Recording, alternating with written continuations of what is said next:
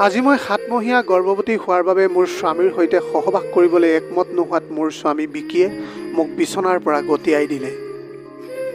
তোমাৰতো সকলোৱে চলে, কেৱল মই যদি কিবা এটা কওঁ তেন্তে হাজাৰটা অজুহাত দেখুওৱা তুমি যদি স্বামীৰ চাহিদা পূৰ কৰিব নোৱাৰা তেন্তে মোৰ বিয়াৰ কৰাৰ প্ৰয়োজন কি আছিল? মই তেতিয়া পেটৰ বিষত ককবকাই ফ্ল'ৰৰ পৰা উঠি মোৰ স্বামীৰ কাষত গৈ ক'বলৈ ধৰিলোঁ, আপুনি এনেকুৱা কথা কিয় কৈছে? মোক সকলো চলাব লাগিব বাবে আজিও মই সকলো চলাই আছোঁ। আজি মই 7 মহীয়া গৰ্ভৱতী হোৱাৰ বাবে মোৰ শৰীৰ অতি সোনকালে ক্লান্ত হৈ পৰে আৰু ভুগিব লাগে মোক এক অসহ্যকৰ পেটৰ বিষ। অত্যাধিক পৰিশ্ৰম হ'লেও মোৰ কাম মোকেই কৰিব লাগে।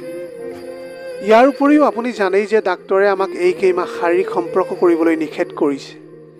এতিয়া আপুনি দেউতা হ'বলৈ গৈ আছে, কমচে কম এতিয়া অলপ ধৈৰ্যশীল হওক।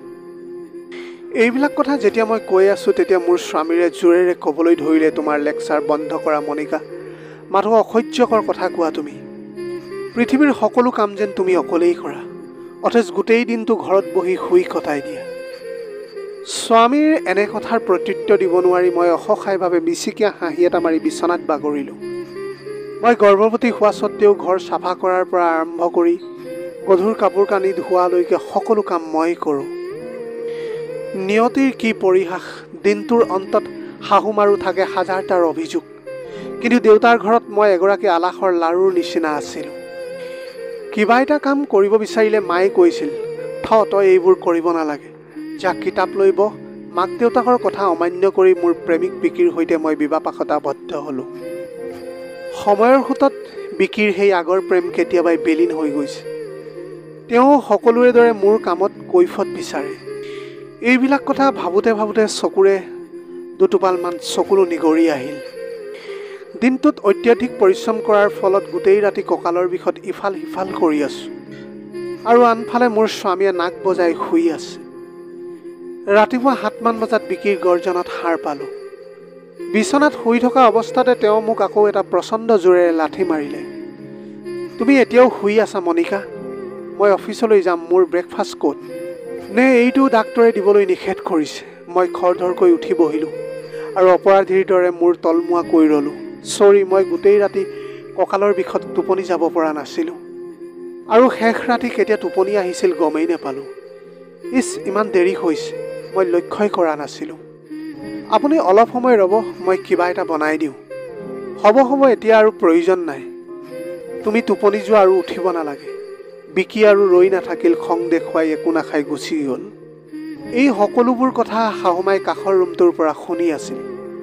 লগে লগে শাহুমাই ক'বলৈ ধৰিলে, এই ঘৰৰ সকলো কাম এতিয়া যাৰ যেনেকৈ মন যায় তেনেধৰণে চলি আছে। আজিকালি মোৰ ল'ৰাটোক ভালকৈ খাবলৈও নিদিয়ে। এই ছোৱালীজনীয়ে মোৰ ল'ৰাটোক নাখাই মাৰি পেলাব। এই সকলোবোৰ শুনি মই মুখেৰে এটা শব্দ প্ৰকাশ কৰা নাই, কাৰণ এইবোৰ কথা এতিয়া মোক প্ৰত্যেক দিনাই শুনিব লাগে। এইবোৰ এতিয়া মোৰ অভ্যাসত পৰিণত হৈছে। শাহুমাৰ কথাবিলাক থিয় হৈ শুনি আছোঁ। লগতে অনুভৱ কৰিবলৈ পাইছোঁ যে মোৰ শৰীৰটো কঁপি আছে আৰু মূৰটো ঘূৰি আছে। অসুস্থ শৰীৰলৈ তথাপিও সকলো কাম মোক এককভাৱেই কৰিব লাগিব। গতিকে ব্ৰেকফাষ্ট বনাই খোৱাৰ পিছত আকৌ ঘৰৰ সকলো কাম, বাচন বৰ্তন চাফা কৰোঁতেই মোৰ গোটেই দিনটো লাগি যাব। তেনেধৰণে দুপৰীয়া হৈ আহিল, এতিয়ালৈকে মই একোৱেই খোৱা নাই। ইয়াৰ মাজতে শাহুমাই মাংস আনি ক'লে, আজি মাংস বিৰিয়ানী বনাবাচোন বোৱাৰী। সকলো ৰেডি কৰি দিয়াৰ পিছত মই শাহুমাক গৈ ক'লোঁ, মা আজি ৰন্ধা বঢ়া কৰিবনে? মোৰ শৰীৰটো বৰকৈ জ্বলি আছে আৰু মূৰটো অসহ্যকৰভাৱে ঘূৰি আছে। তেতিয়া শাহুমাই ক'বলৈ ধৰিলে, ল'ৰা ছোৱালী আমাৰো আছিল, আমিও তুলি তাতি ডাঙৰ দীঘল কৰিছোঁ। এনেদৰে ভাগৰি পৰিলে আৰু কি চলিব? সদায় কামৰ পৰা আঁতৰি থাকিবলৈ অজুহাত বিচাৰি থাকা। এনেও গোটেই দিনটো শুই থাকি কটাই দিয়া তুমি, আৰু এতিয়া ৰন্ধা বঢ়া মোক কৰিবলৈ কৈছা। শাহুমাৰ কথা শুনি চকুজুৰি মোহাৰি মই পাকঘৰলৈ আহিলোঁ।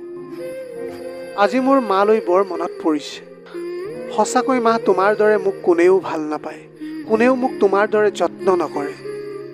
তোমাৰ দৰে এই পৃথিৱীত কোনোৱেই নাই অ' মা। সন্তানৰ মলিন মুখৰ অনুভূতি মাৰ বাহিৰে আৰু কোনেও বুজি নাপায় এই পৃথিৱীত। কিন্তু চাওক, আজি মোৰ ভাগ্যৰ কি এক নিৰ্মম পৰিহাস। এই ভাল পোৱাৰ বাবেই ইমান দিন ধৰি মা দেউতাৰ লগত মোৰ যোগাযোগ বিচ্ছিন্ন। আজিকালি প্ৰেম বুলিলে একোৱেই নাই। সকলো দুদিনৰ আৱেগ মাথো। অনন্ত কালৰ পৰা এই পৃথিৱীৰ মাজভাগত পৰিৱৰ্তনৰ বতাহ বলিছে। আকাশৰ ডাৱৰবোৰো ইমান সোনকালে পৰিৱৰ্তন নহয়, যিমান সোনকালে মানুহবোৰ পৰিৱৰ্তন হৈ যায়। ৰাতিপুৱাৰ পৰা দুপৰীয়ালৈকে মানুহবোৰ বহুবাৰ পৰিৱৰ্তন হয়। প্ৰিয় মানুহবোৰো সলনি হয় কাৰণ অকাৰণতে। এতিয়া জীৱনৰ এনে এক বিপৰ্যয়ত আছোঁ, য'ত নাপাওঁ স্বামীৰ মৰম আৰু মাক দেউতাক কেতিয়াও কাষত নাপাওঁ। কিন্তু আচৰিত কথা হ'ল, এটা সময়ত এইজন ব্যক্তিৰ বাবে মই সকলো ত্যাগ কৰিবলৈ ৰাজি আছিলোঁ। আপোনালোকক সকলোকে কৈছোঁ, কেতিয়াও পত্নীৰ মনত আঘাত নিদিব। সিহঁতৰ জগতখন খুব সৰু, কাৰণ সেই জগতত স্বামীৰ পৰা আৰম্ভ হৈ স্বামীৰ পৰাই শেষ হৈ যায়। সেয়েহে নাৰীয়ে সকলোৰে আঘাত সহ্য কৰিব পাৰিলেও স্বামীয়ে দিয়া আঘাত কেতিয়াও সহ্য কৰিব নোৱাৰে। হয়তো তাই সকলো দুখ কষ্ট সহ্য কৰি নিজকে খাপ খুৱাই ল'ব আপোনাৰ সংসাৰত, কিন্তু ভিতৰত যি ক্ষতিৰ সৃষ্টি হ'ব, শেষত তাই ইচ্ছা কৰিলেও আপোনাক হৃদয়ৰ পৰা ভাল পাব নোৱাৰিব। তেতিয়া তেওঁ কেৱল প্ৰয়োজনতহে আপোনাৰ লগত সংসাৰ কৰি যাব, আৰু তেওঁ হৈ পৰিব এক যান্ত্ৰিক ৰবটটোৰ দৰে। প্ৰিয় বন্ধু বান্ধৱীসকল, আজিৰ কাহিনীটো কেনেকুৱা লাগিলে কমেণ্ট কৰি জনাবলৈ নাপাহৰিব। আপোনালোকৰ গোটেই জীৱনটো হাঁহিৰে উপচি পৰক। পাৰিলে দুখীয়াজনক অলপ সহায় কৰিবলৈ চেষ্টা কৰিব। আপোনালোকৰ অকণমান সঁহাৰিয়ে যদি কোনোবা এজন দুখীয়াৰ জীৱনটো সলনি কৰিব পাৰে, তাতকৈ পুণ্যৰ কাম আৰু এই পৃথিৱীত একোৱেই হ'ব নোৱাৰে। Have a nice day.